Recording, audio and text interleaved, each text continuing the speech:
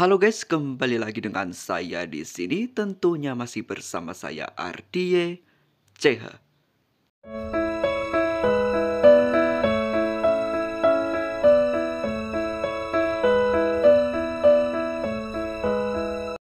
Assalamualaikum warahmatullahi wabarakatuh. Kembali lagi dengan saya di sini. Oke cuy, kali ini saya akan coba review kembali untuk Gcam. Nah, di mana di sini saya menggunakan di Gcam PSG 8.1. Nah, di mana di sini saya menggunakan di config terbaru dari Ardie CH tentunya, yaitu config Pixel Color Stabilizer 4 by Ardie CH. Dan di mana di sebelumnya saya sudah meriliskan untuk di versi 1 sampai dengan 3-nya. Untuk di versi lain kalian bisa cek saja di video saya sebelumnya. Otomatis akan ada di situ cuy. Yap, ataupun nanti kita coba tag di video ini di versi 1 sampai dengan 3-nya. Barangkali kalian suka untuk hasil-hasil config sebelum ini guys. Oke cuy, namun seperti biasa, sebelum kita masuk ke cara pembahasan aplikasi dan juga untuk file config-nya, jadi buat kalian yang baru join ke channel ini, alangkah baiknya kalian subscribe dulu ke channel ini. Dan juga aktifkan loncengnya supaya kalau saya upload video terbaru, kalian tidak ketinggalan untuk videonya cuy.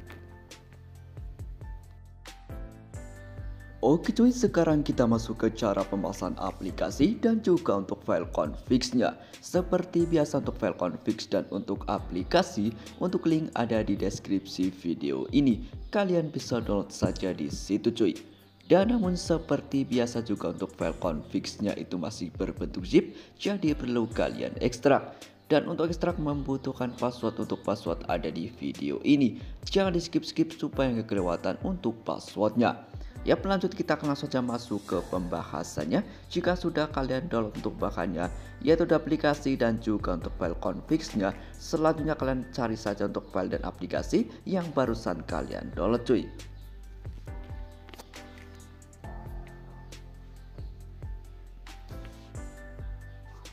Yap, kalian cari saja, jika sudah ketemu kalian install aja untuk aplikasinya seperti biasa.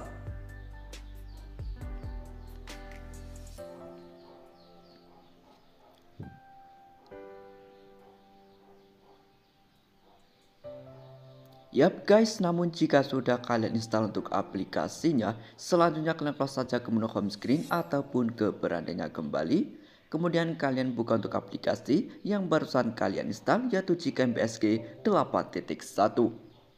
Nah, di sini kalian izinkan aja semuanya seperti ini cuy. Dan sekarang kita akan membuat untuk folder config-nya. Caranya kalian klik tanda panah ke bawah di bagian atas, lalu klik setting. Kemudian di bagian ini ada menu config setting, kalian klik, lalu klik save, lalu klik save kembali.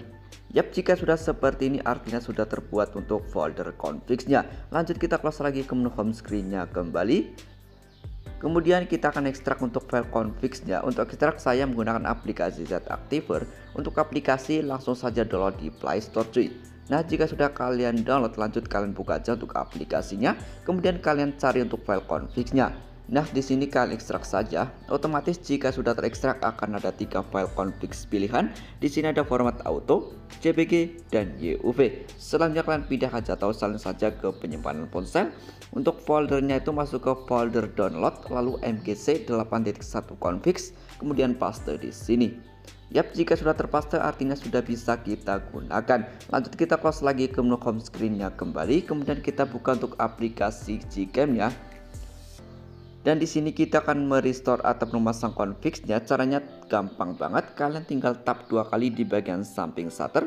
Bisa itu di kiri sini ataupun kanan, bebas ketuk aja 2 kali. Dan otomatis langsung diarahkan ke file manager kalian. Tinggal kalian cari aja untuk di foldernya. Nah, jika sudah ketemu kalian tinggal pilih saja untuk file config-nya. Di sini saya menggunakan di config Pixel Color Stabilizer 4 by Ardie CH. Untuk di format kalian bisa sesuaikan saja untuk di level come to API HP kalian masing-masing. Nah, di sini saya menggunakan di format UV. Saya menggunakan di HP Poco X3 NFC. Dan jika tampilannya sudah seperti ini, artinya sudah terpasang untuk config-nya. Lanjut kita akan coba untuk mereview config-nya. Yap guys, untuk di objek pertama kita akan coba review menggunakan di objek pemandangan seperti ini. Dan di sini saya menggunakan di mode kamera seperti biasa. Di sini saya menggunakan di header seperti menggunakan untuk di Google OBJ kita off-kan terlebih dahulu. Dan di sini saya menggunakan di rasio gambar di 4:3 guys. Nah, di sini kalian bisa lihat saja untuk di proses pengambilan gambar dia cukup cepat, membutuhkan 1-2 detik saja. Lanjut kita coba on kan untuk di Google OBJ-nya, dan untuk settingan lain kita samakan saja, kita targetkan lalu kita shoot. Yap, sekarang kita tunggu saja sampai proses hadir sampai selesai. Di sini kalian bisa lihat saja sebelum shootnya dia untuk warna yang dihasilkan lebih sedikit pucat ya. Nanti kita coba bandingkan setelah kita shoot seperti apa untuk hasilnya. Yap, mari kita coba cek untuk hasilnya. Yap guys, ini dia hasil setelah kita shoot menggunakan di lensa utama di Google OBJ on ini guys. Wow, hasilnya bagus banget. Di sini lebih kelihatan lebih berwarna dari sebelum kita shoot tadi.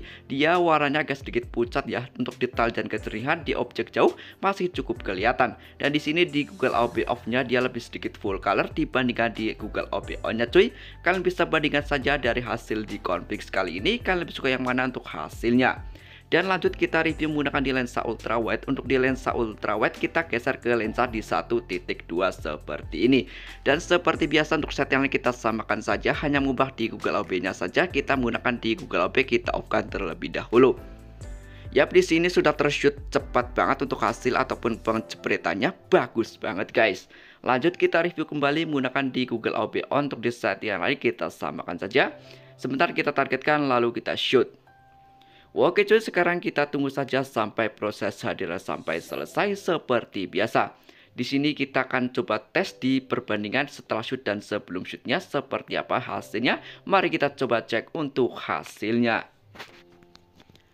Yap, untuk hasilnya jadi kurang lebih seperti ini di lensa ultrawide-nya. Oh ya, ini di lensa ultrawide di Google OBJ on, dia untuk warna yang dihasilkan lebih sedikit berwarna dibandingkan di lensa utamanya tadi. Namun untuk detail dan kecerihannya tidak usah diragukan lagi, masih cukup baik dan bagus banget guys. Oke cuy, lanjut kita akan coba untuk mereview objek selanjutnya. Yap, lanjut kita akan coba geser posisi seperti ini, dimana kita akan coba review lagi menggunakan di lensa utamanya. Dan lanjut kita untuk di settingan lain kita menggunakan di Google OBJ, kita off-kan terlebih dahulu. Dan untuk rasio gambar kita menggunakan di 4:3 ya seperti tadi. Dan di sini sudah tershoot. Sekarang kita lanjut review menggunakan di Google OBJ, kita coba on kan ya seperti ini. Dan untuk settingan lain kita samakan saja, nggak usah diotak-atik kembali cuy.